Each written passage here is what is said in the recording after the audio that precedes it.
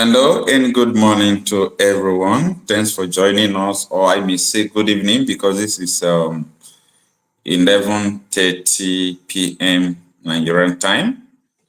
Wow, today is 25 of October 2024. Thanks for joining us this evening. This is the program where we talk about the issue that is going on from around the country. And today we'll be looking into, in details, the road to Islamizing Nigeria. Time without number, a lot of people they'll be able to, foresee what is going on today. And today is no longer a hidden agenda. People have taken it as, a plan that they must accomplish openly. The Islamization of Nigeria, people say that it's not a bad idea because they are Muslims, because they want the idea of Muslims to dominate other people in Nigeria. Now, how are the Muslim community reacting to what is going on? It's very important thing that we are going to look into, because a lot of people are reacting, positively to it. They say, yes, it is time for every Nigerian to accept Islam. Yeah, that is what most of the Muslims are saying. They said it is time for Nigeria to accept Islam. For me, religions are not bad, but, religion is not something that you force on people. So in my own opinion, I am telling them, I think if you want to impose your religion on people, it is important, you separate the country into different parts so that people can do whatever they like in their own country. You understand? People can force people to do whatever they want in their own country, but not in this Nigeria. So a lot of things has been going on. Let's us look into them and see where all these things started from. Do you remember when Buhari, established a federal radio for Fulanis? A lot of you don't understand, and a lot of you don't know what was going on then. He set up a radio station for the Fulanis when he became president. It's not private. This was, the federal radio under the Federal Radio Corporation, which is totally wrong. We have National Television Authority and Federal Radio Corporation. If you want a program as a Fulani man, you come and do your program in the federal radio system, or you go to MTA, you buy time, or you ask them to give you time to do things in your own language. That is how it's supposed to be. But when it happened, then a lot of people, including this Deji Adeyanju, people complain, people talk, but most Nigerians do not understand. Now, let's start from there. Taking this. Controversy has continued to through the introduction, or should we say the establishment of Fulani radio for the Fulanis in Nigeria. What's your reaction onto this? Well, it's very simple. Nigeria does not belong to either the Fulanis or the Kanuris or the Yorubas or the Igbos. Nigeria is a secular state, and this was stated in Section 10 of the Constitution that the country is a secular state, is not a Fulani republic, and therefore I think it's something that is very wrong completely. And I don't know who is advising this government, but whoever is advising this government, they do not even care about the optics, and that is very worrisome. We have the Federal Radio Corporation of Nigeria, FRCN, there. So if they feel that they needed a program, for the Fulanis, they will have just given them some, radio time, an hour on that platform of government, and, that will have been enough. We also have the National Orientation Agency, there. We have so many of their offices in the northern part of the country. So I do not see why the federal government needs to use federal government funds to establish an ethnic radio. It's a very, very bad, exercise, and that's why it gives credence to some of the allegations that former President Olusegun Obasanjo has made, on that there seems to be an agenda to Fulanize the country. Yeah, I was going to ask that about Obasanjo, because first it was 100 billion naira for the Miyetti Allah, which even the federal government has come out to deny, even though people are still insisting that they promised them the money. And now the radio station for the Fulanis. how would you agree with Obasanjo on this? Shouldn't the federal government, since the federal government is in an act of, generosity, shouldn't the federal government also establish a radio station for the Okun-speaking people of Kogi State? Shouldn't they establish a radio station too for the Nupes? Shouldn't they establish why are the Fulani so important that the federal government of Nigeria need to establish a radio station? Considering that Fulani is not a major language in exactly. Nigeria. Because, it seems the president doesn't really care about the mood of the country. The Fulani headsmen have been labeled to be the fourth deadliest terrorist group in the world. You understand? These guys have caused havoc almost everywhere they have gone. Look at how violent the president was against ipob. Hundreds of them were killed. Shouldn't we be killing Fulani headsmen instead of giving them a radio station? You understand? So if the president was so emotional about killing members of ipob, and he went further to designate them as terrorists, and also prescribe ipob, shouldn't we be prescribe Fulani headsmen? Shouldn't we also designate them as terrorist organizations in this country? They've killed and killed and killed and continue to kill. So why compensate bad behavior? You understand? So this is some of the questions that we need to ask ourselves as citizens of our country. And these are the reasons why people have serious doubt about the country. And this is why, again, you cannot blame those who no longer have faith in the country, on the leadership of the country. But it's unfortunate, as citizens of our country, we must continue to have faith in the country. But, Nigeria is passing through such a very, trying times. Talking about Nigeria, you tweeted, controversy has continued. All right, that was from Deji Adeyanju. That was during the time of Muhammadu Buhari. When Buhari assumed office, his followers, people that he imported from the Sahel, the bandits, the terrorists, they were killing people. And, Adeyanju was saying, instead of Tinubu to proscribe them, to arrest them, to kill them, Buhari, to do, the same thing he was doing against the IPOB that was not carrying weapon. It was not setting up, an ethnic radio for them to understand what is going on in Nigeria in their own language aside from other people. And that was so pathetic. Now, let us go into some, comments from people.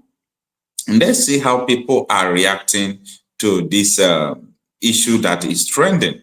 It's so unfortunate that people are reacting differently. Their misreaction towards it. Now, let's go into it. This one is from Godspect Okuderi. And he say, I don't know whether it's he or she, but the person is saying, when I tell people that Nigeria is Islamic nation, Christians will argue with me. Now, it's playing before us. Please approve it. It is their right. Approve it. It is their right. Actually, it's not their right in a secular state. But this is what a lot of us have been saying. People do not believe what we say. Now let's go into another one to see what people are saying. This one is from Ukafo Emmanuel Chigozie. Say, I support the idea to bring Islamic law in Nigeria. At least my useless people forcing one Nigeria and better Nigeria will start thinking properly. Oh my goodness. So the reason why people are saying they want it is because maybe they have been speaking to people about it and people do not understand what they have been saying time without number. Is that why you should say that you want it? Because people have not been understanding your language when you were saying it? Well, that is a question Okafo Emmanuel have to answer. Now, let's go to next one. Now, this one is from Abdullahi PK. Abdullahi is saying, God bless my politicians for doing what is better. Nigeria is a Muslim nation. We don't consider about minority. We consider about only majority. Exactly what is happening in US, UK, and France. Can you just imagine? So Abdullahi He's saying that what the politicians are doing, for bringing up this bill, to expand Sharia law in Nigeria is a right thing. That is the same thing Christians are doing in UK, in US, and in France. But, it will not happen in Nigeria. Anybody who thinks that such a thing will happen, I think the person is dreaming. And the person is dreaming in a big time. Believe me, anybody that is thinking that what Abdullahi said now will come to pass, I think such a person is actually dreaming. It's not going to come to pass. Say, God bless my politicians for doing what is better Nigeria. Nigeria is a Muslim nation. We don't consider about minority. And this is the way a lot of them think. This is the way a lot of, all these extremists think. It's so bad. It's so bad. That is not the way forward. All right. Ife is saying, if they did not announce so much enjoying their Islamic laws, why can't they campaign to have a separate country? They have destroyed their region now. They want to spread their games to the entire nation. Unfortunately, they have done that. They have spread so many things to other part of the country, especially the insecurity. Yeah, they have done that already. Now let's go into the next one. This one is from OAT. So there should be serious fine for those unserious lawmakers who feels they can embarrass this nation with our tax and money by introducing ethnic and religious bill. If not, they will persist. Unfortunately, you don't understand this nation. Nobody will find them. Instead, they will push it forward to come to pass. And that is why, someone like me, I always agitate that this country should do something amicably to resolve all these issues by separating every region, every ethnicity in this country. We can fall into different parts of, nations. We can be independent nations, but people find it difficult to understand when we speak in this manner. But we know why we're talking. Now, ECJ Edison says, how? Who proposed the bill? Who proposed this bill must have mental problem. No, the person don't have a mental problem. The person is smart because the game has been on. They are playing it now openly before you. It's no longer ruga. It's no longer pretense. During election, how they spread them, from around the country. They are doing this one openly, and if care is not taken, this our complaint will not solve it. They might be able to do it if they want because they have the majority. The system is bad. And who is going to bear the cat? The problem is this. The country needs to be divided. Now let's see what the next person is saying over there. Sam Cool Friday is saying Nigeria is not one and it will never be one as we claim. Then let's divide the country into 4 parts. Let's all go their way. Let us all go their way. Anyway, I think this is the opinion of majority. And let us see the last comment we are going to, read out here. This is Ogu Ojone Justice. Says some of these lawmakers need psychiatric evaluation and drug test or evaluation before going for the business of the day. You think so? For me, I don't think so. I think these people really know what they are doing. They know what they are doing. You understand? They really know what they are doing. Anyway, stay with me as we dig deep into what is unfolding. Good morning, everyone.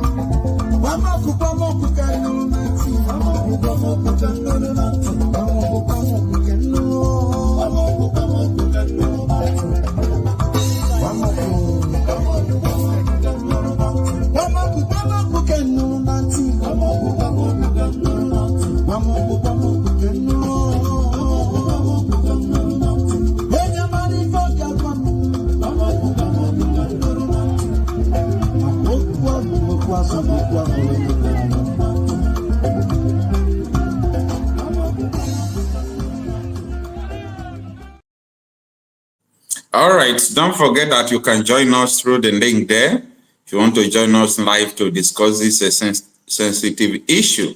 Now, there are some portion of these videos I want us to look into. You know, this deliberation took a lot of time during the plenary in the House of Representatives, the Green Chamber.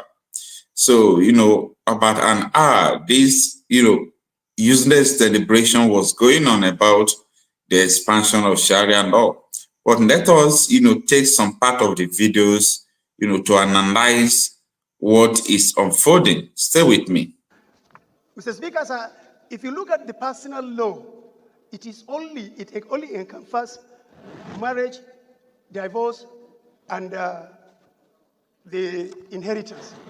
Therefore, what I'm requiring is the removal of section, the removal of personal in section 24 of the Constitution, section 262, section 277, and section 288, so that other relevant laws, like the commercial law, Islamic commercial law, the Islamic company law, the Islamic international law, can have a place in the Constitution. Therefore, Mr. Speaker, this is what I want the honorable colleagues to support so that this amendment can be done. I so move, Mr. Speaker. Yes.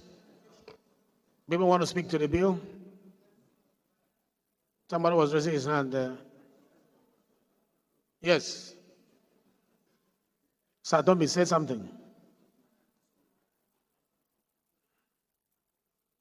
Oh, thank you, Mr. Speaker, for the opportunity and distinct colleagues. I remain Engineer Satomi Ahmed. Mr. Speaker, the point my colleague, Honorable Mr. is calling, I think, is in the right direction to give a backup for the commercials and other laws that already they are practicing without proper backing, particularly in our Islamic-related financial institution of not only limited to Taj Bank or Jaiz Bank, but there are several banks that are now practicing, particularly the Mudahara and the other sharing formulas. I think this is a very welcome development that it will give even an economic leeway for the nation to see the goodness of such practices in our financial institution to get the backup of the law.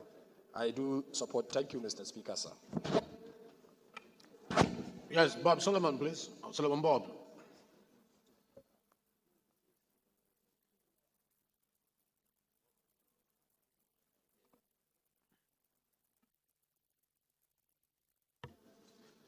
Thank you, Mr. Speaker, and my respected colleagues. My name is Solomon Bob from the great state of Rivers.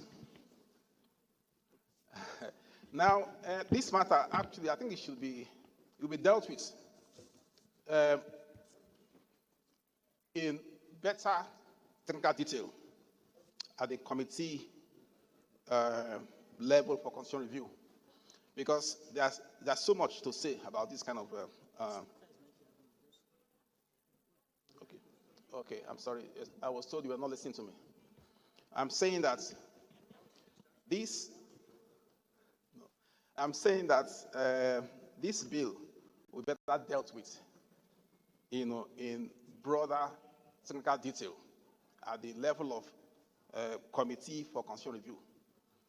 But straight off, the section you're referring to, if it is removed, the word personal is removed, the implication immediately is that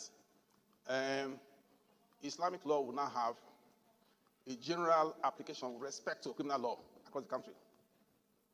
The word personal there was put for a purpose. So if you remove it, that's the implication. It will have great consequences.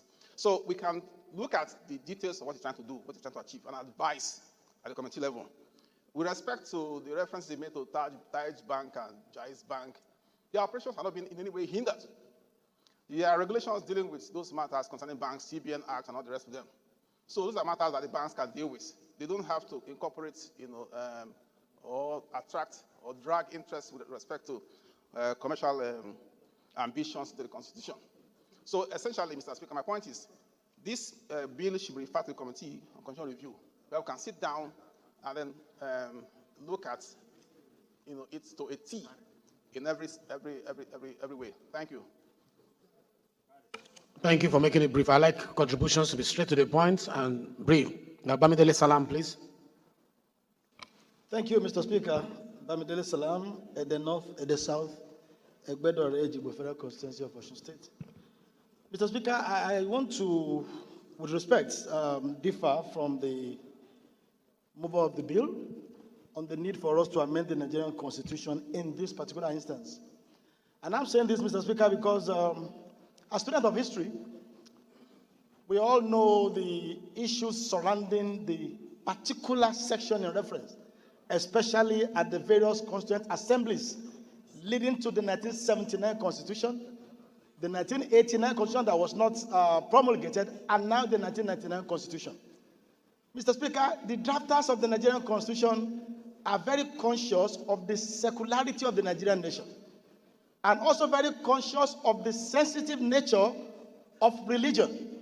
And I remember the 1976 Constituent Assembly, the 1979 Constitution, was very, very contentious on this matter until the then federal military government came in to stop further debate on this matter and took a decision that the application of Islamic laws will only be constrained to personal matters, which has to do with administration of estate and some other issues. Mr. Speaker, we have to be very, very conscious of whatever we do to alter the Nigerian Constitution in a manner that will further widen the divide that we have as a country. And in any case, Mr. Speaker, like my previous colleague said, the matters which my colleague seek to address by this proposal is already covered by existing laws. The Kama law, covers regulation on issue of finances and allows for application of Islamic principles of financial transaction. The same thing with the, the CBN Act, like you rightly said. And the moment we allow the Constitution to be altered to take care of all manner of interests, we will no longer be in the state where the sanctity of the Constitution is respected, and the intent of the drafters of the Nigerian Constitution via or as regards to the secular nature of the Nigerian nation might be threatened if we allow this to go on. Mr. Speaker, I sincerely think that this bill should not pass on for the second reading for these reasons I've adduced. Thank you. Thank you. Let me go back. Kwawanse have been raising his hand. Let me hear you. Thank you, Right Honorable Speaker. Respected members of the House, my name is Honorable Abdul Hakim Kamilo Ado, representing Udelgarko Federal Constituency, Kano State. Mr. Speaker, I would like to make it brief to say that while being cautious, but we have to consider, and considering also the divisions we have in this country, we have to consider the ethics, the values, and the interest of the masses. Because we are here in this hollow chamber to represent the Nigerians, and also not to make a religion or a tribe or a community, not to constrain them from practicing something which is their way of life.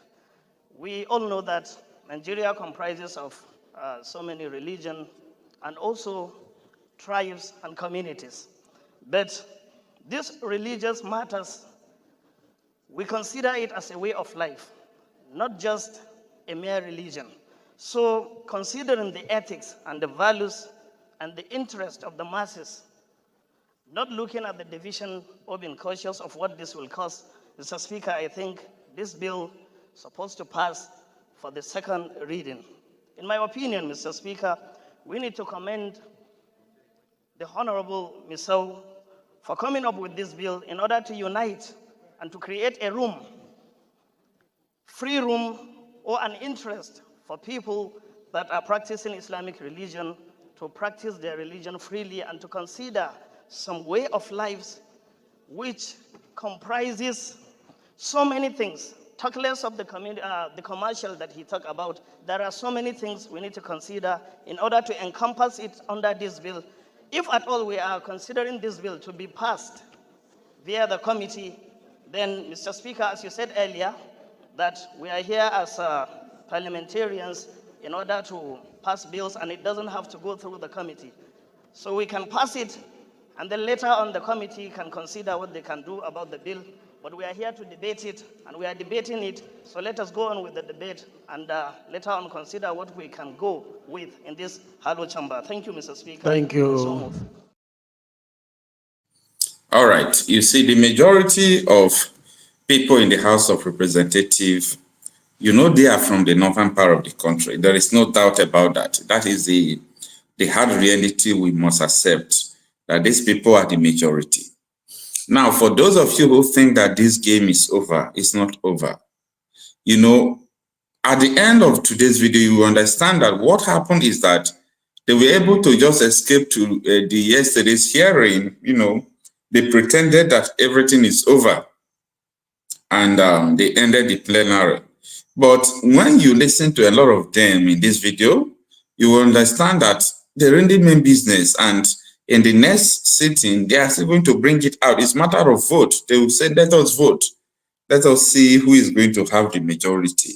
So that is a very pathetic thing. And a lot of people are now saying, it's not going to happen. It's not going to happen.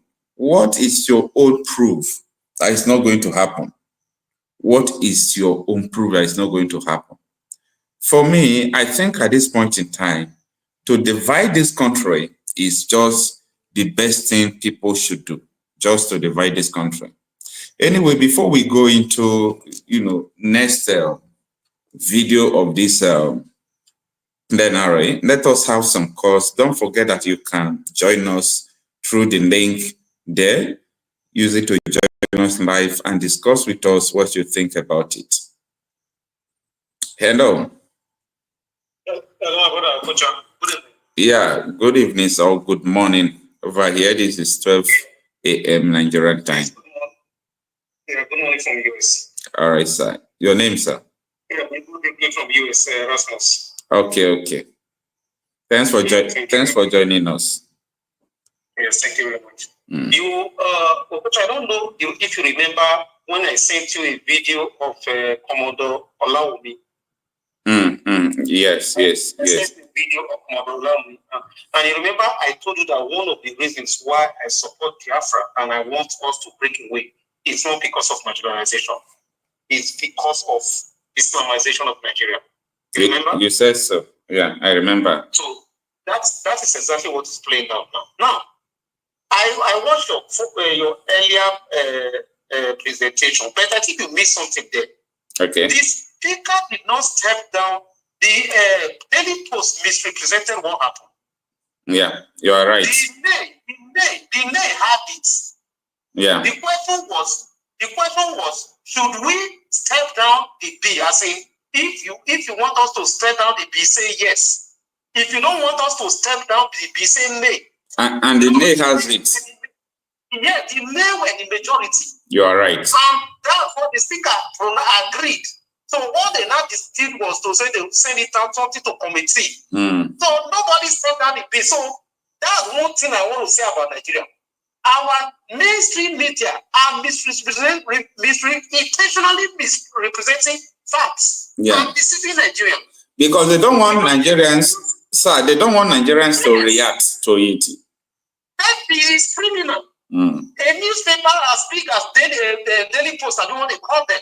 Are you telling me if the person that was the correspondence missed it, are you saying that so many people that like what's they called, the director, you understand? Those that the auditor, are you saying none of them could get to watch that video? Not only Daily Post, both Vanguard, they intentionally misrepresented it.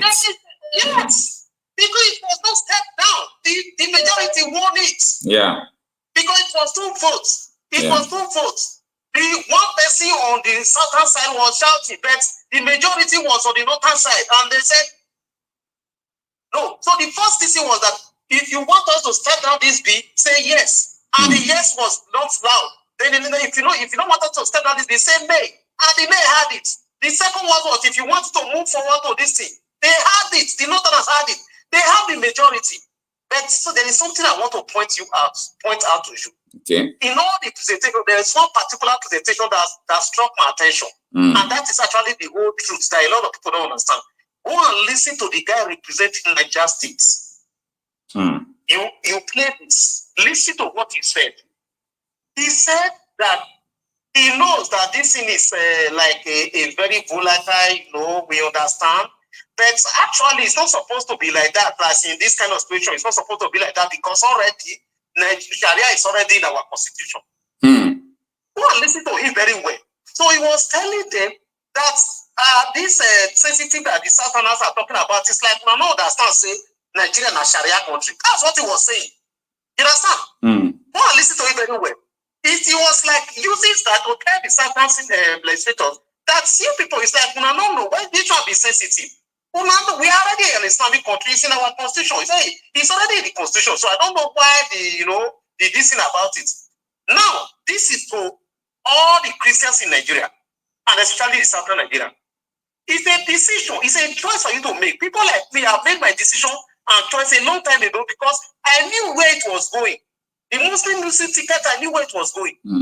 I know what was going to happen. And that's why I support Biafra with 200%. Because the only solution is not to start fighting. Because you will fight this fight till you die.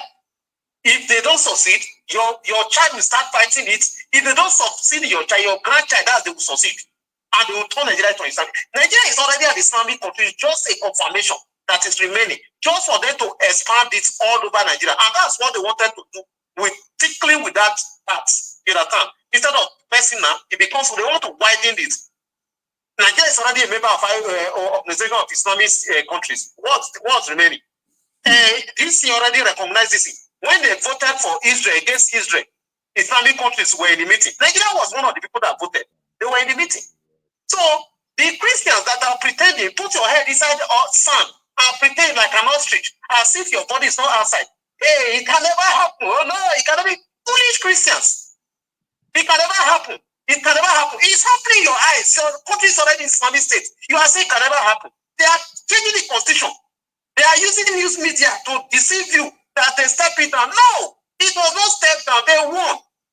Kanu could not do anything about it. Number one, he was scared. You could have said that he was scared. Yeah. And he was saying that what people want is what I will do. Yeah. Even when one member told him that yesterday, one member from River State, yesterday, when I wanted us to tinker with something. You step it down. Only you yourself step it down. It only to yourself, which means that you can actually step this down for public peace. But the guy Kanu, as a devoted slave of the caliphate, because of ambition, could not do that. He was scared and he was what do people want to do? That is, and you see at the end of the day, when the Northerners won, he was laughing. And that's the way all these senators, all these house members that you are looking at, that you think they are representing you, they will laugh and you become an Islamic country. The next thing you will see, you see them changing their decision. By now, by force, you become a Muslim. By force, and I'm telling you, it's not a joke. The only alternative was is just forget about talk. No need to talk. No need to argue with them. No need to say this thing. Let us just face our Biafra. Every money that we need, anything that we need to get this Biafra. If it is going to take this, we'll get it. If it's going to take war, we'll fight the war and get it. That is the truth. There's no two ways about it. That is the only solution. We cannot fight this battle continuously because it's going to be a battle for eternity to stop them because they are not ever going to stop until they turn Nigeria, until they implement the full Sharia in Nigeria. It's already an Islamic state. It's a choice for Nigeria to make, the Southern Nigeria, the Christians. Whether they want to become Muslims or they want to retain their religion, they want to practice their religion, and they want to remain this. So if you want that, you cannot be a Christian in Nigeria. I am telling you the truth. That is just the simple truth. Nigerians, wake up. Wake up. This is not a fight. This is not talk. All the Jews, this is, forget about them. They are not going to save us. They are going to keep quiet. They are going to keep quiet. Some will be waiting for them to die. They'll say, before the thing happened, I would have died. I am telling you, we have to take our destiny in our own hands. Forget the Jews. This is what happened in Turkey. This is what happened in Lebanon. Lebanon, yeah. It's happening. We have in In Afghanistan, it was already, they were predominantly Muslims, but they don't wanted the core hardcore Sharia. But in Turkey was 90% Christians. Go and check, go and verify. Lebanon was Christian country, majority, 70% were Christians. This is what happened. And it's playing out in Nigeria. The Jews are keeping quiet. Oyedepo is keeping quiet. All of them, they are keeping quiet. Let us fight and get our own country. If Oduduwa is serious, they should fight and get their country. That's the only solution. The only solution is break away. That's just the truth. One cannot fight the battle. Break away. That's just the solution. Thank you, my brother. Thank you so much. Thank you so much. I really appreciate your presentation. Thank you. All right. Our brother who called from US, you know, he really listened to the video and he made his own point. And the point he made is so valid. Yeah, it's so valid. That House of Rep member from Rivers was telling Benjamin Kanu that I raised the bill yesterday, you stepped it down because you said it's for the peace and unity of the country. The same bill was raised today and you are trying to pass vote for majority to decide whether to step it down or not. You see? And do not be deceived. Nobody stopped the bill. Nobody stopped the bill. The bill is on and they are going to implement it. Who is going to take a bet? Let's take a bet. The law is going to happen before our very own eyes. Go and listen to what happened during the House plenary. That's why I'm taking time to play the video for you to listen, you know, to yourself. Let's have another caller before we go back to the video. Hello, good morning. Please turn off your YouTube there so that we can hear from you.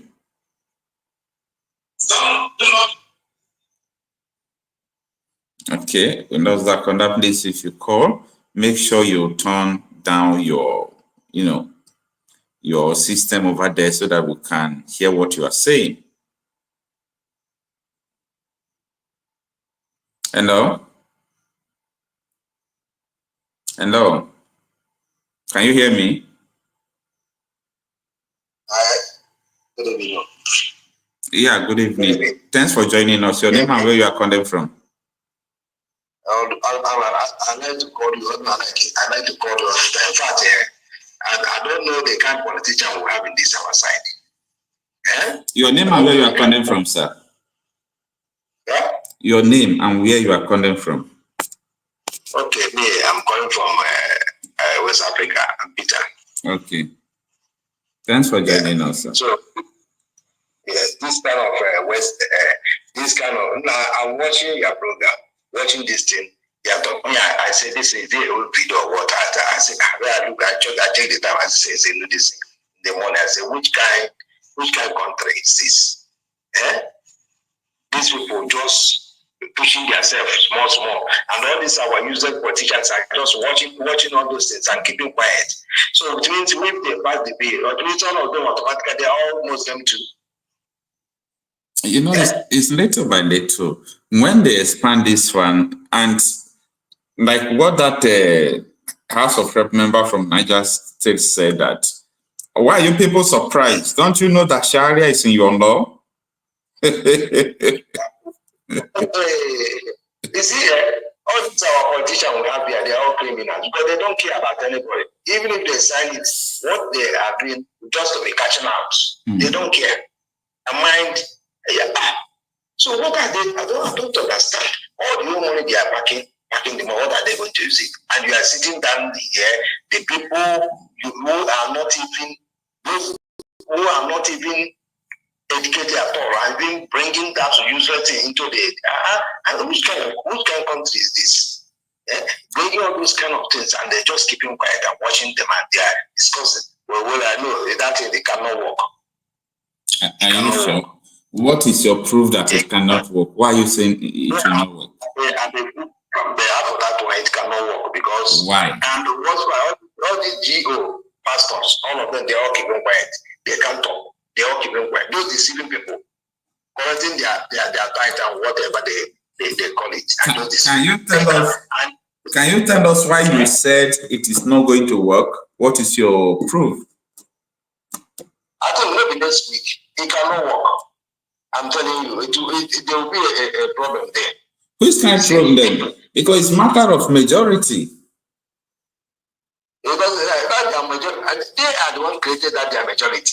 In Nigeria, I'm telling you, Nigeria, Christians are more than Muslim. Forget about all these things that they are not any majority. Me, I travel many northern states. Christians are more popular than Muslim. But I wonder how these our politicians are playing that useless game, because this is now if they stand say no, it will not work. It will not work.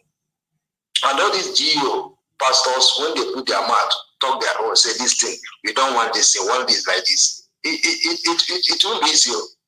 But if they keep quiet and they pass that bill, even if whatever, if they pass the bill or they don't pass the bill, Biafra is going. Half of Biafra, we are going. So when they like, they pass, but it's not good for them to be passing that. But if they pass it, those people who are saying one Nigeria, better Nigeria, now their eye will open. Those better Nigerian people, now their eye will open better. Even if they will pass, let them pass it, so that those are who are thinking for 2027. Before that 2027, they become they will change all their name to enter that their 2027. Nigeria, the best thing just to divide, let God go their separate way. Whatever I want to watch, they want to watch it that they are whatever they call it. It's good for them. It's not good for us. It's all right. It's all right. You cannot, if somebody were to drink beer, you can't drink it again. Because if they catch you, they take you to Sharia court. So, no. My brother, I'm watching you this morning. I always follow your program, but I call you, but I don't get you only today. But thank you you are doing a very good. I'll be following you all the time. Yes, I'll be following you. Thank you so much. It cannot work. Maybe next week, we there. It cannot work. All right. It will not work. It's all right, sir. It will not work. Okay. Now. Biafra is going straight. You don't have anything to do with them. It's all right, my brother. Okay, thank you. Okay. Thank you. Good night. All right. All right, let's have another caller. Hello. Hello. Good morning, madam. Yes, Mr. Okocha, this is Madam Origin from the US. How are you? I'm fine. I already know. I even wanted to introduce you by myself. Okay, that's fine. Thank you. Thank you so much. Yes, on this very sensitive matter, calls for concern. One thing I want to say before I begin my presentation or submission, whatever it is I am amazed and I'm shocked at how Nigerians I think it is a conditioning that has left them to where Nigerians believe lie. They look forward to embracing lies, and they look forward to the lie. I think that's what is, and it's because they have been conditioned to do so. And that is very concerning. Because when you hear and listen to them talk, you'll be amazed at how they embrace lie. You talk about someone that everybody knew that election was rigged, and Nigeria would be like, let's leave it, let's go. How on earth, where on the planet does it happen that things are happening right before your eyes, and it's dangerous, it's life-threatening, it's going to cost you, including your life. You said you're saving your life for tomorrow, only to die eventually. Now, let me go to this bill thing that they are talking about. I have quite a few observations. Number one was the badgering of the very minority. the few people that were there that didn't like the bill. You see, the way there's this bullying and badgering and shouting down and all of that is quite concerning. That's number one. And by the way, I'm talking about this bill seeking, did it say Islamic law, to pass an Islamic law, and where they are, I think this is what I understood from their their presentation, that whatever Sharia that is already in the Constitution, it says, it has a clause that says it's personal, which, as ambiguous as it is, kind of protects others, protects non-Muslims. Like, it is personal. If you want to do your marriage, divorce, inheritance according to Islamic law, it's up to you. It's personal. But they want to remove that word, personal. Yeah. And now they want to include what they call the Islamic commercial law, or whether it is there or not, maybe it's been on personal level, the Islamic company law, Islamic international law. What I don't understand, I don't even know what all of that means to the general population, the rest of the people that are not Muslims. So when that clause, personal, is removed, it is like letting out a can of worm. Yeah. That is what is very concerning. And the very tricky thing, it kind of cringy to see this level of evil going on, and people, and I think some pastors are sleeping now. Some of them are snoring. Some prophets, the ones that come and they'll be blowing nonsense in the air, they are sleeping now. They are sleeping with this. What I know a prophet is, as the scripture says, is that man that is like a coordinator between heaven and earth that receives message and make sure that the will of God comes on earth. Anything outside there is fake. So this particular law they are trying to pass is quite detrimental. Another thing I observed from watching it is that you notice the place was almost vacant. Someone mentioned that a large number of them went to Jigawa State. Wait, who knows? Did they send the people that are going to oppose this thing out of the House of Rep, knowing that they are going to raise such a sensitive matter? Yeah. Another thing I noticed is that it was Benjamin Kalu and not the speaker, the real president or whatever they call it. Not the real speaker, but the deputy speaker. So what are all these gimmicks all about? That now brings me to the big question.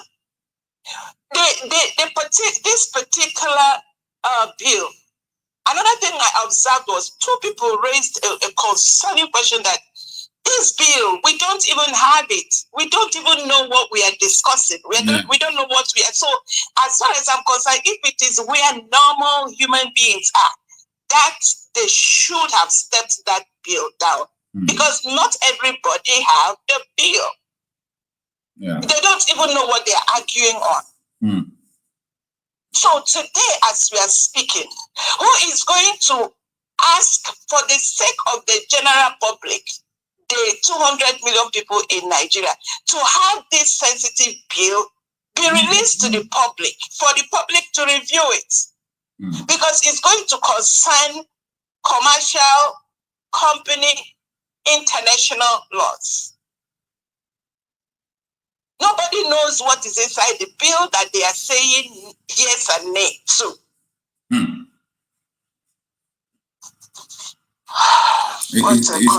It's so pathetic, and that is why we must set the record straight. You see the first caller that called. I thank God there are people who listen to the video and understand what they were saying. because so many news, media are misrepresenting what really transpired. And the bill was not stepped down, but the bill was somehow like, okay, let's postpone it so that we will look into it more. So the bill was not stepped down. Not even postpone it. Those people there, those whatever, I don't want to use bad words, those whatever that are there made sure that it was not stepped down, that it was moved, because what they were pushing for is for it to go to the second reading or second hearing, whatever they call it there. It's so sad, Madam Origin. It's so pathetic. Sad. It's so pathetic. Sad. That country, I don't know. It's worrisome. It's worrisome. Too much. It is true. And someone was saying something about how Fufu, the language was radio station. As we are speaking, there is a side of war in the southeast and south wherever as Alhaji. We don't know what he's doing. He has said it with his own mouth that he has an army of his own. He is working for the government. And we have on the other side of this thing, who are the people? Nigeria is at war with its own people, with the indigenous people. Yeah, with the indigenous people who are opposing the fact that the government is killing their own people.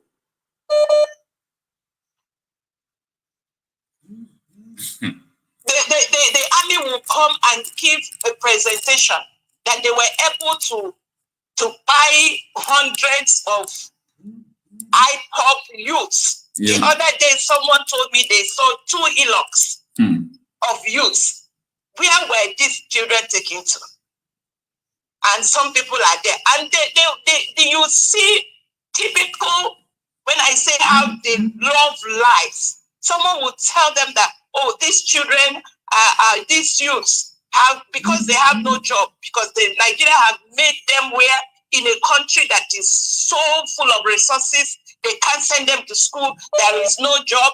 Well, if these children are sitting outside, they carry them, they say, hey, they're a slave, they don't know, they don't have a job.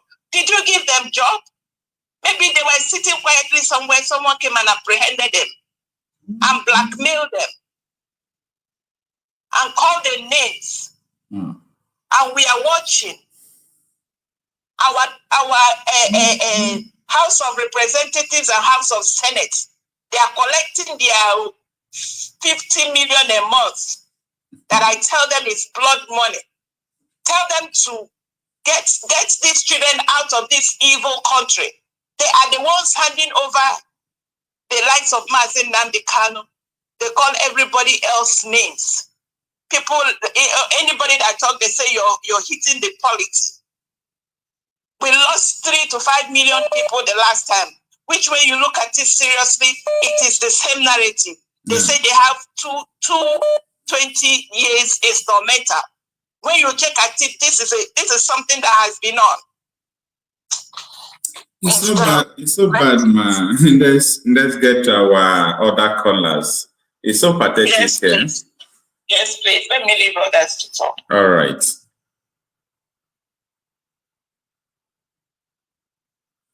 Hello.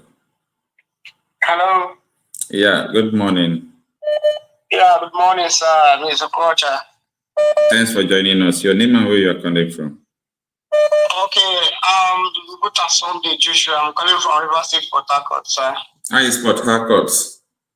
All right, everywhere is okay. I just back with the Fubara case and all that. I like Port Harcourt and I like our people. And I love them so much for a personal reason. They are no-nonsense people. Anyway, you have the mic. What is your take on what is going on in the House of Representatives? Okay, what is going on in the House of Representatives is that these men called rep are not people. They are not people that are supposed to be representing us. one of them said something. They are here to represent peoples from different angles and not a particular community. Now, yes. What they are trying to do now, if you watch very well, it's just few of them that are inside that house. Mm. Much of them are not there. I don't know where they went to. So now, and if you watch very well, most people that are even bringing up this are the Muslims. Yeah. They are Muslims. And my problem with this is that even as it stands now in the country, whereby our reverend fathers and pastors and whatsoever, they don't care about how the thing is going. Even from the day one of this election, this Tinubu administration, the day they brought this young man and Tinubu and the second, what is the name? Shetima. Yes, Shetima. I know, and I keep telling people that something wrong is going to happen. It's about to happen to Nigeria. In the history of Nigeria, I don't think since they have Muslims and Christianities and so many religions, I've never seen any Muslim ticket in any way. For them to have come with this plan, that simply means they have something in mind. They have a hidden agenda whereby, as time goes on, they will unveil it, and they have nothing to say about it. Because come to talk about it now, they are the ones in power. Go to army, go to everywhere, go to any angles, go to our judiciary, they are the ones in power.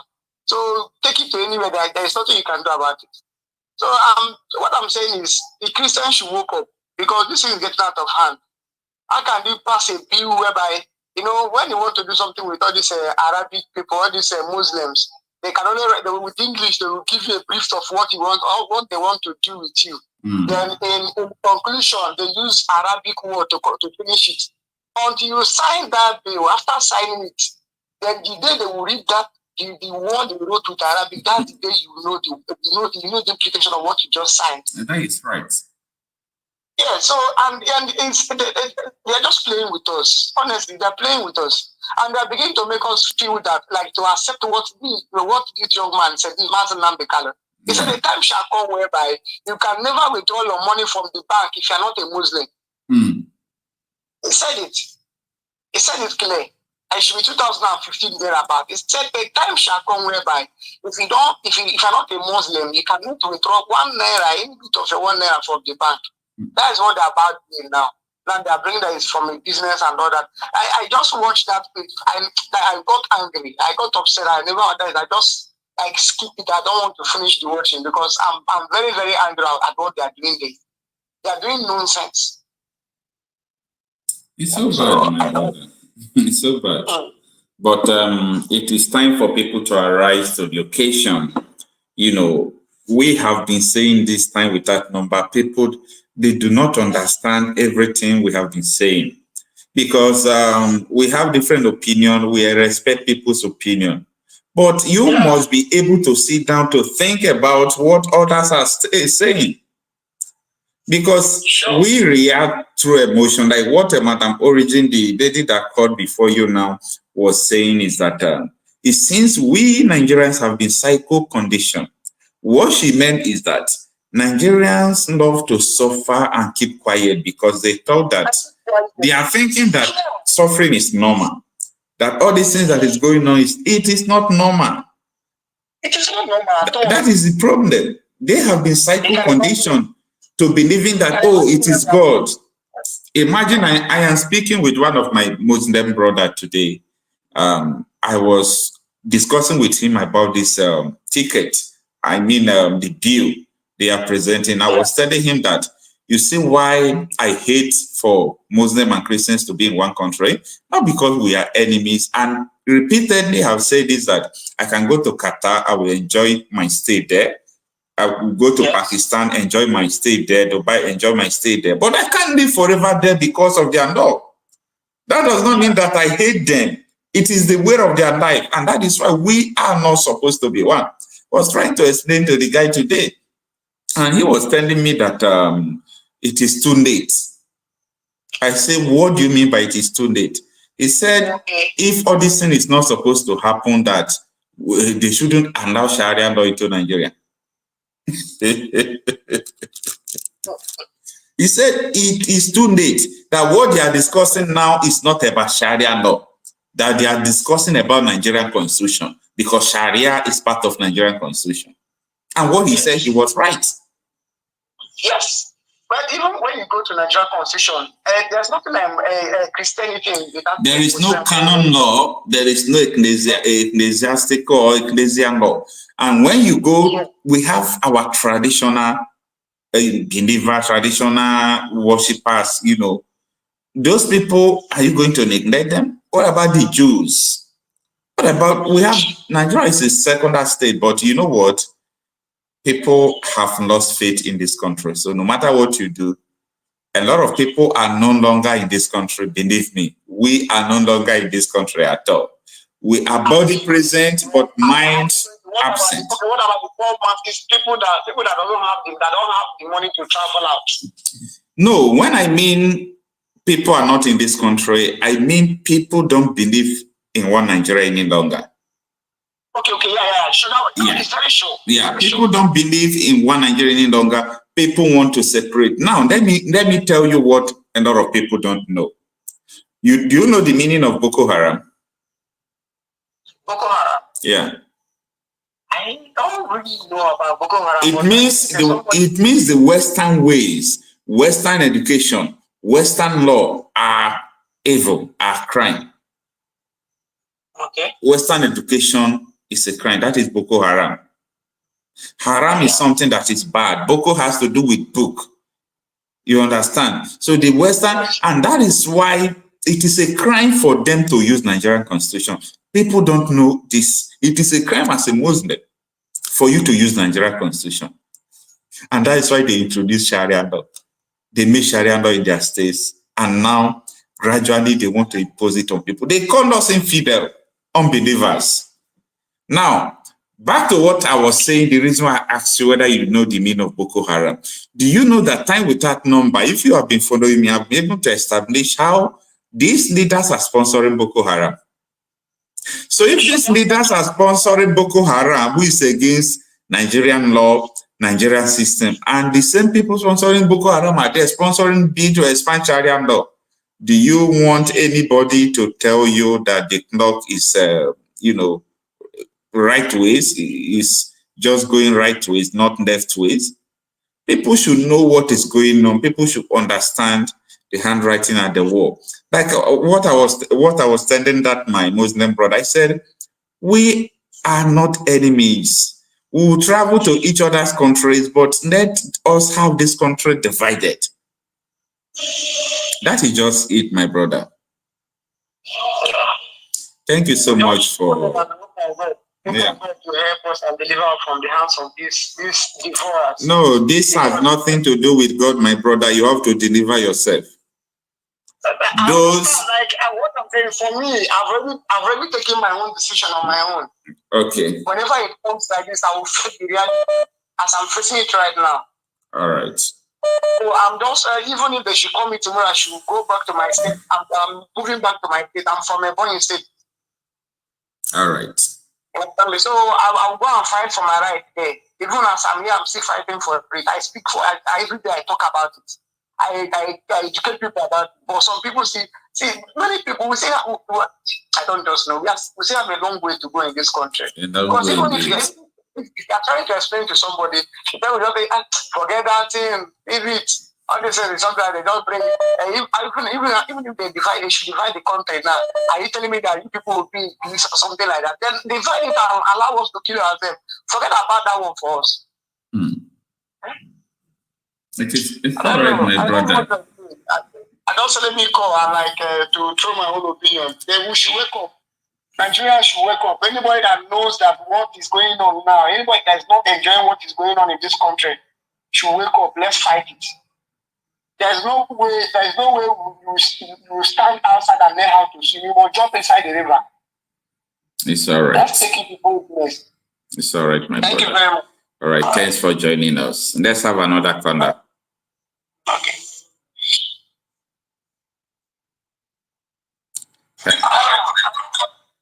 Please, can you lower your YouTube over there, your sound, so that we can hear from you? Good morning. Hello, how are you? I'm fine. Good morning. Yeah, actually, I'm listening to your program on my YouTube concerning the Sharia law, whatever they are doing in the House of Rep. Can you hear me? Yeah, I can hear you. And also tell us your name and where you are calling from. Oh, sorry. Yeah, sorry. I'm actually coming from Australia. My name is Kenny. Okay. It's so unfortunate that majority of our people don't know what is happening in Nigeria, and they don't care to know what is happening. And why it makes me a bit of angry is because majority of Muslims are in hellfire because of their useless law that is not even doing the right thing of God, you know. And when you see the leaders of Muslims who are in hellfire, it's like telling you, can you please tell my people that this teaching is wrong? And the question I ask them, how do we teach your people who are already been brainwashed of how to make right direction, you know? And unfortunately, the agony in hellfire is so much that is unbearable. And the question I'm asking myself, I wish I can open these people's eyes to see where they are going to. You can imagine a grown-up man marrying a girl of 8 years, 9 years, 10 years, and you're saying that it's the right thing to do. It's quite unfortunate, you know? And when you're trying to tell them, okay, this is not the right thing to do, and they'll be like, oh, it cannot, this is part of the law in our system, we have to do it this way or that way. And even when you try to ask them, okay, can you tell me one or two reasons why you guys are doing this? They can't even tell you. They can't even prove a point why they're doing it, right? Okay, you can imagine if we have a like 300 million Nigerians, and majority of them are voting under their nose, voting a law that will never impact or be useful to anyone in the society. Currently, our economy is currently down, and they are not helping matters. They should be talking about economy, not even about Sharia law, right? How to pull 300 million Nigeria out of poverty, and they are here talking about Sharia law that has never been useful to anyone. You know, sometimes Muslims want to push their law against people, and that is not the way it should be. Just imagine when you accept people into your community to stay with you, worship whatever you want to worship. That is your business, right? But trying to impose it on people is not honest. Is not acceptable. You know. Yeah. So I don't know what Nigerians are doing. I don't know, because I know the only way out for this, everybody should go on their way. Legionnaire is good, like everybody should go. We are never one, because one, in every country that has been developed today, one is that do your stuff the way you want to do it. Don't impose it on another person. That's why I said Australia is working today, because they don't do shit like this. Keep your nonsense ideology that is not going to be useful to the society where you are living to yourself. But if you want to bring your good spirit or good ideology, people will look into it and reason to know why we should do it this way, right? But in our country, some certain people want you to accept their foolish ideology for you that is more reasonable, for into their nonsense. I don't know how they function, honestly. I don't know how they are functioning. Okay, exactly what Nnamdi Kanu is saying is exactly what is all happening. And okay, when it comes to the pastors in our country, majority of them are not talking, because even majority of them knows where they are going to. I'm sorry to tell you what I'm saying, but they already know where they are going to already. So they can only pretend and act like they don't know, but they know where they are going to. Because sometimes people think that when you're a pastor, is a must, you must go to heaven. It's not true. Majority of them are still in hell, while some are still in purgatory, you know, suffering under the deceit and under the unpretentious life they live. And the question is that who will take people out of where they are? Your destiny is into your hands. If you want to make it in life, is when you take your destiny into your hands, you make it in life. But you're trying to say you're waiting for Nigeria to achieve their stand on your behalf as an individual. That is hell no. It's not going to happen. You know, that's my own contribution to this. Thank you so much, my sister. I really appreciate. Thank you. And it's not far from the truth. Thank you so much. Okay. You're welcome. Thank you. All right. Okay, bye-bye. Bye. Okay, let's have another caller. Hello, good morning. Yeah. You are with us. We can hear you. Your name and where you are connected from. Yeah, you're doing great job, bro. Yeah, I'm calling from France. All right. Please reduce the volume of your YouTube there so that we can hear you well and better. Excuse me. Okay. Yeah, you can hear me now. Yeah, we can hear you better now. So you are calling from France. Please, you can tell us your name again. My name is Sonny. Okay. You have the mic. What is your opinion to what is currently going on in Nigeria regards to the bill in the House of Representatives? Yeah, because I just watched that bill, the way the so-called the Southern representatives were, as if they were begging the Northerners. You see, when I see what is going on in Nigeria presently, it bounce back. I take a little bit at that Nigerian Biafra war. There's a restructuring. With the restructure could have saved a lot of lives. So all these things that are going on today, I know it's going to happen. Nnamdi Kanu said it. And when Nnamdi Kanu said it, I knew it's going to happen.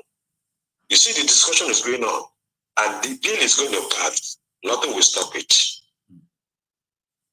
Who is going to resist?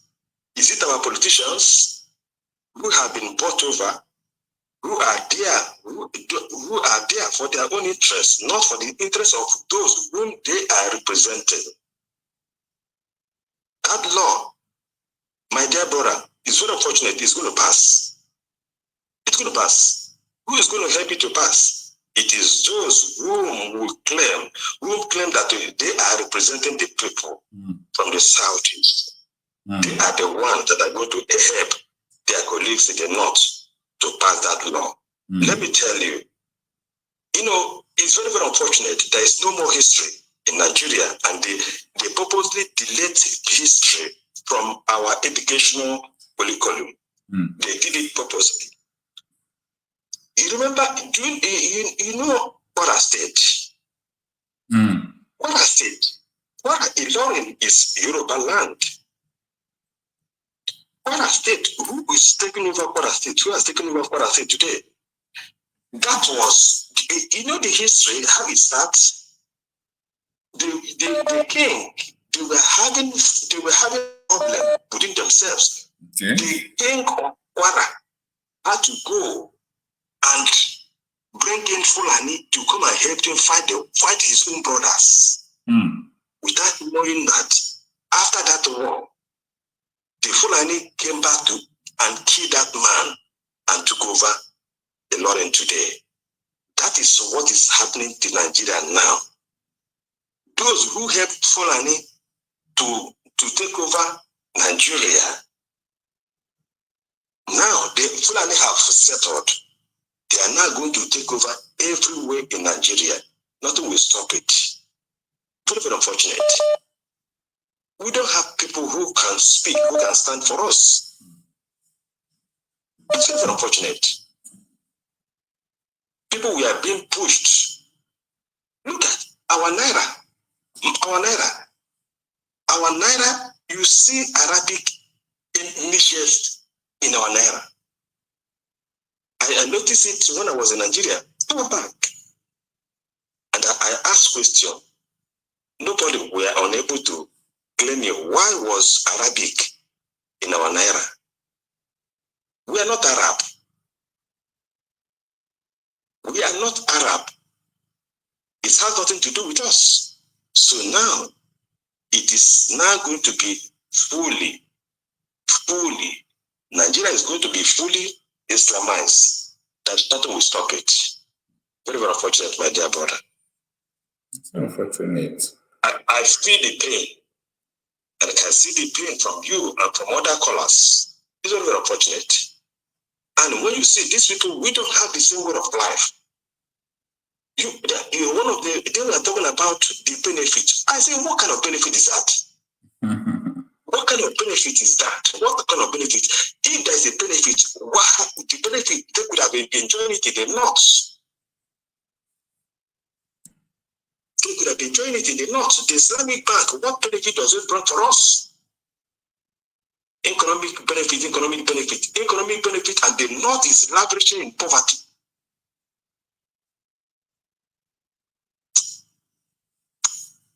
My brother Okocha, I feel so sad. I feel so sad. That law is going to happen. They're going to get it. They're going to pass it. You see that Benjamin Kanu, You see, when you check, why is it that the Easterners are resisting Nigeria? Why? Why are we rejecting our politicians? Because the politicians we have in the East are the ones being sponsored by Nigeria to choose who to represent us. And the masses, we said we don't need them. Somebody like Ojo Kanu, you know that Ojo Kanu, we don't need Ojo Kanu. He knows that very well. Okocha, am I talking of the Dora Ofle for that one? What do you call him in Imo State Governor? These are the people that they want to be representing us, and we continue to be rejecting them. When Buhari came, we in the Southeast, we know that the Buhari is not marketable, it's not sellable. APC is not sellable. Tinubu has come and we rejected him. Not that we hate Tinubu, but we know that it's not sellable. It's not a question of, we know what they're going to bring, We know what they're going to bring. In the history of Nigeria, in the time you have two Muslim, the Muslims, a president, the vice president is a Muslim. Without consider, my dear brother, they have an agenda. They have an agenda.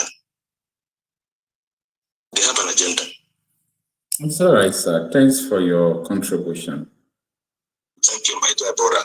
Thank you. Continue your good job. We are enjoying the job you are doing. May God bless you. Amen. Thank you so much. Thank you too.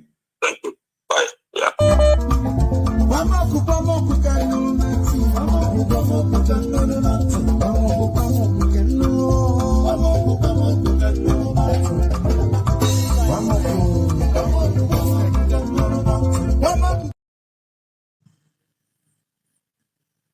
Hello.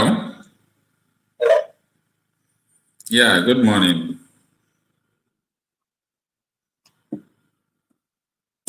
Hello, can you hear me? Good morning, Marcel. Can you hear me? Yeah. We can hear you now. Good morning. Thanks for joining us. Yeah, Alex from Russia. Alex from Russia. How is Russia? Yeah. We are good today. I hope the tension of war is reducing over there. Yeah, right now it is reduced because they are still waiting for outcome of the US election. That election will determine if that fight to continue or not. Definitely, because Donald Trump says something that when he becomes American president, that he will bring the war to an end within 48 hours. I don't know how he's going to do that anyway. Well, that's his plan anyway. I know that Putin is his friend, and he has said it time without number that he will not arm Ukraine.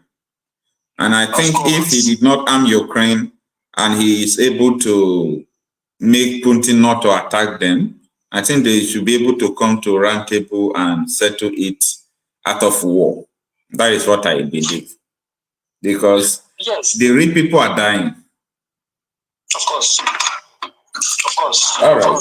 But we have a bigger problem more than them. I think we should talk about our problem. Of course. Actually, you see, this is one reason why that country called Nigeria shoots. Because the people we share the country with, their ideas and ours are not the same thing. Their beliefs and ours aren't the same thing. Yeah. Take a look at this now. Of all the hardship in the country, poverty, insecurity, disaster, what they are contemplating on is Islamic law. You can see their priorities now. The other time it was the right of cattle, the right of cows to move around Nigeria. Today now is Islamic law. You can see that these people have a different agenda. They do not have masses' interest at heart. They have the Islamic law. All right? Now, this is why we should split the country.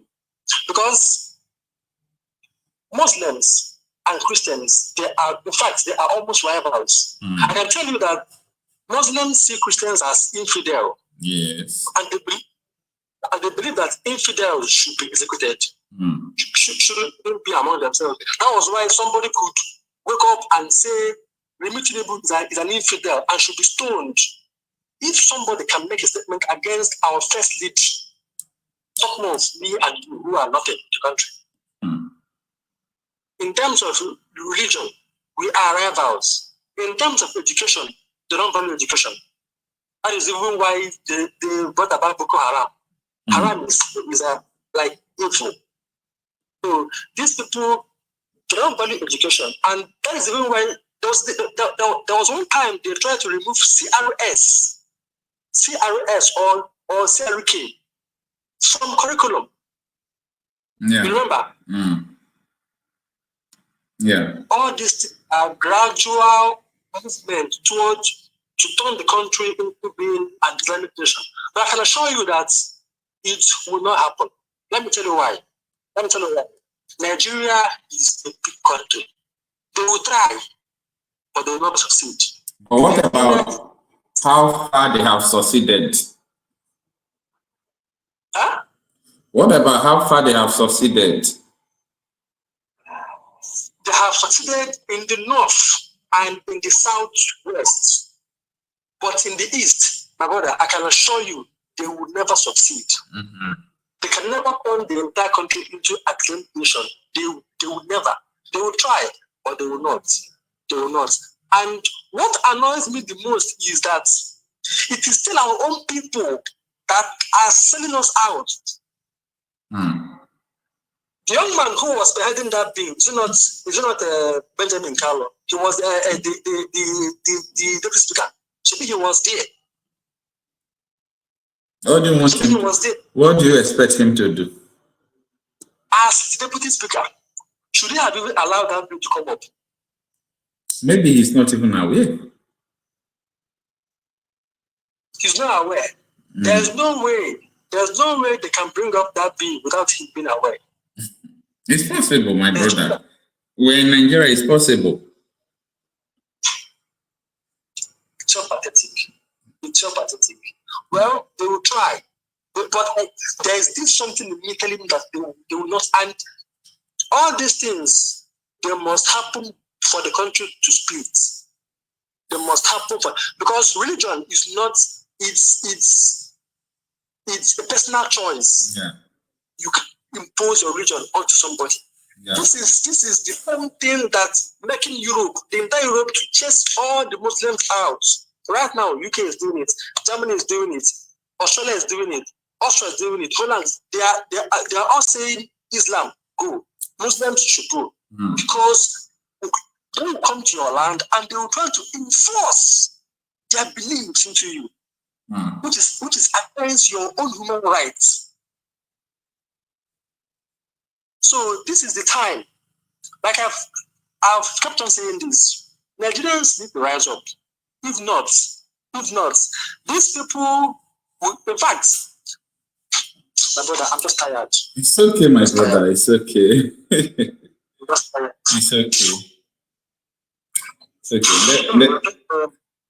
Let's go back to the video of that the House of Rep sitting. Okay. We have played first part of it. Let's let people understand the second part for them to know the direction, where we are coming from and where we are going. Yeah. Thank you very much. All right. Okay. Lastly, before we play the video again, I think, okay, that is a part. Let's take a listen. Speaker, my name is Honorable Isa Muhammad Anka, representing Anka Telata Mafra constituency. I'm from Zamfara State. My able speaker, our honorable colleagues, I wouldn't want to dwell on issues already spoke by the last speaker. In other words, he has spoken my mind. But the other speaker, the last but one, talked about karma. Karma is already embedded in the constitutions. Therefore, it takes care of other commercial laws. And I think we need to understand the subject matter of this bill.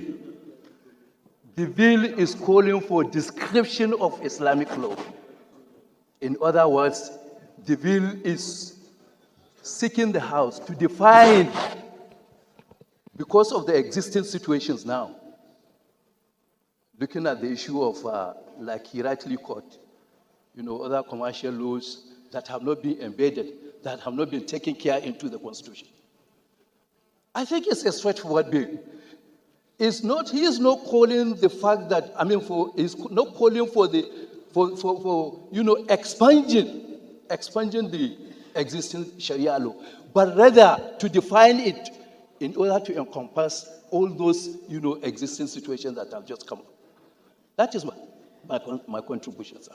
Thank you very much. Yeah, he's not talking about Sharia law. He's talking about the Constitution of the Federal Republic of Nigeria. So that we get it right, his bill is about the Constitution of the Federal Republic of Nigeria, not the Sharia law. Okay, Jonathan, please, let's hear you. Mr. Speaker, honorable colleagues, my name is Gaza Jonathan Befi, and I represent the people of Karu, Kefi, Kokona Federal Constituency of Nasarawa State. Mr. Speaker, Nigeria is a secular state, and be it as it may, our constitution is one of the most liberal when it comes to governance of a nation. Mr. Speaker, our constitution allows for freedom of worship of all religions. Mr. Speaker, we would not sit in this hollow chamber and restrict ourselves to just a few. If we begin to put such components into the constitution, tomorrow the ecclesiastical faction comes up. The day after, the traditional faction comes up. The day after, all other components begin to come up. And what happens to our grand norm that is supposed to be the foundation of our existence? Mr. Speaker, Nigeria has never limited anybody from practicing his religion. You go to states like in the north, where you have Sharia being practiced as the criminal code for those states. It is because it's peculiar to them as a people and as a persons. By the time we begin to expand it and bring it into our constitution, we are not an Islamic state. We're a secular state. We're not a celestial state. We're a secular state. We are not a traditional worship state. We're a secular state that respects and gives everybody a sense of belonging.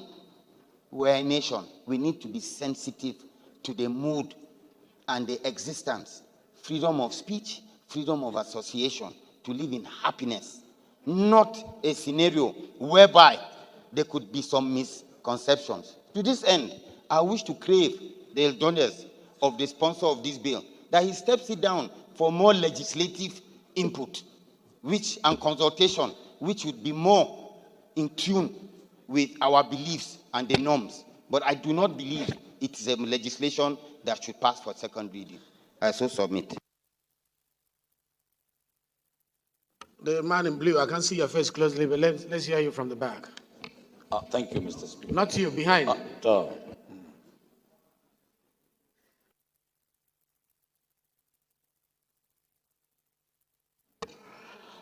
Thank you, Mr. Speaker, my respected colleagues. I want to comment as the second to the last speaker spoke. In fact, the bill that was moved by the sponsor, we are supposed to commend him. I agree Nigeria is a secular state where we have different opinions, traditions, religion, and what have you. But if you see this motion or this bill, it will help Nigerians to know that these commercial banks, especially Taj Bank and what have you. Many people have the perceive that these banks are specifically for Muslim, while it is not.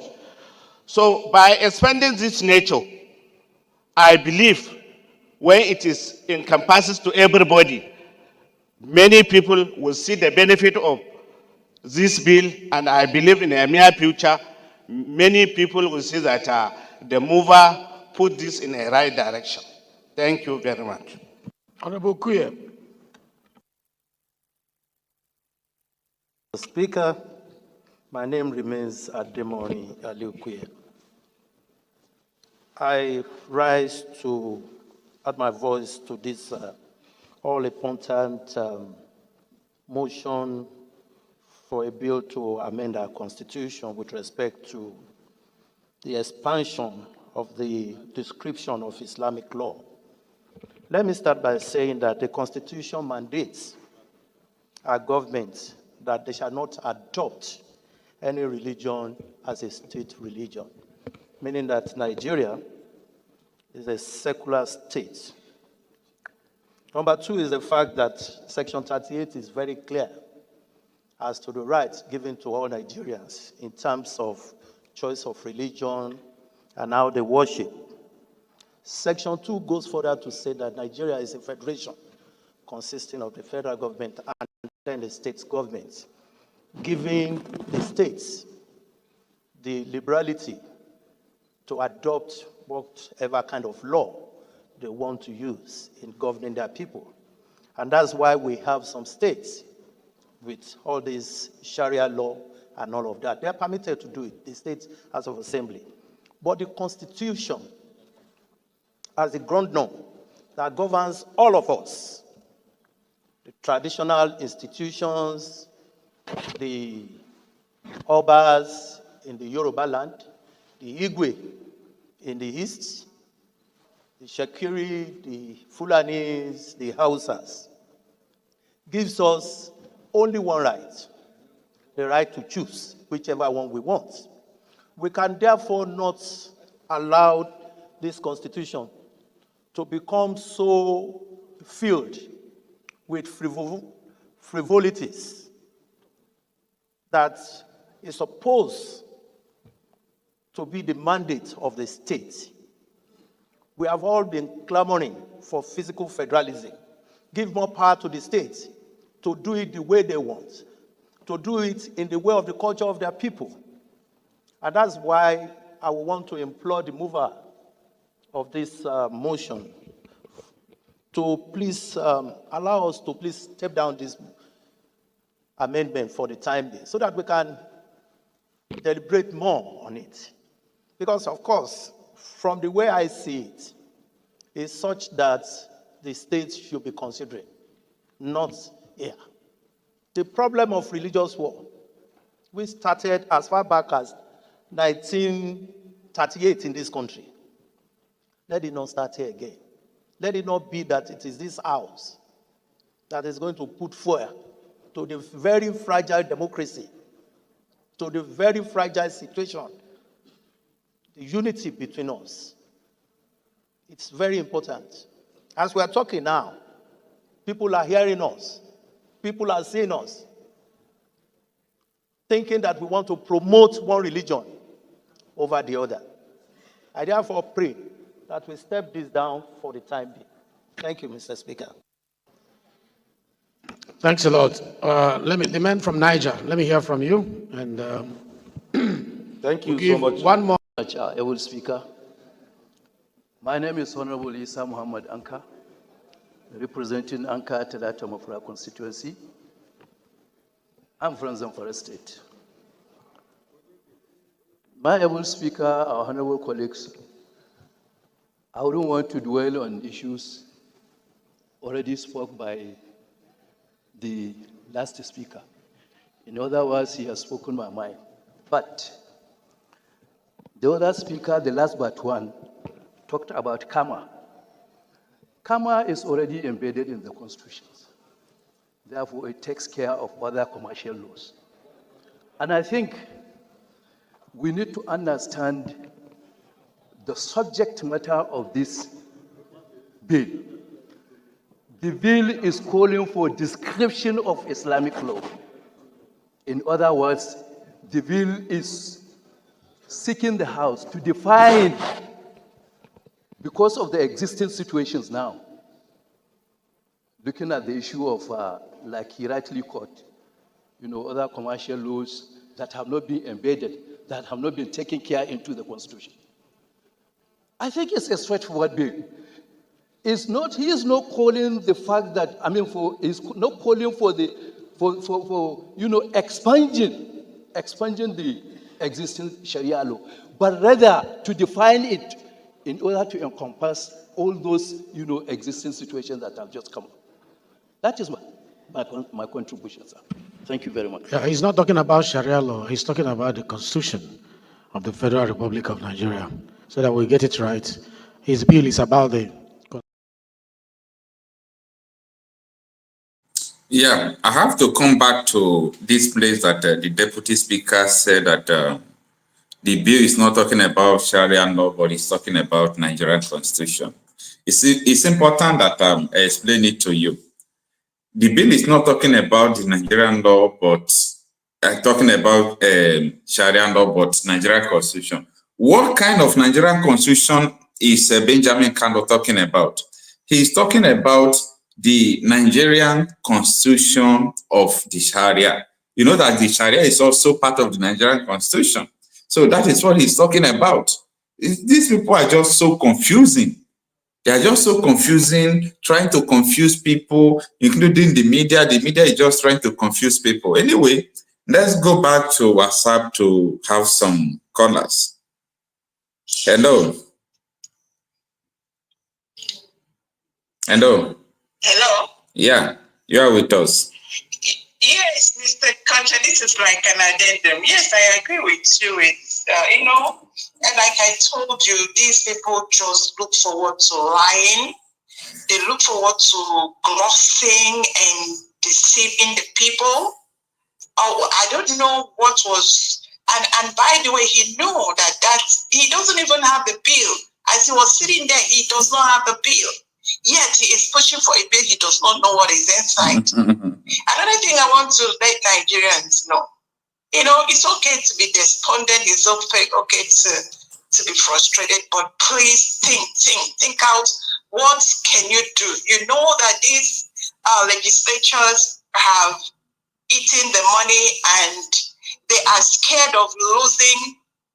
If you are in their shoes, you don't want to lose 50 million a month. So it's left for you to think. They are not going to be the one persecuted. It is you.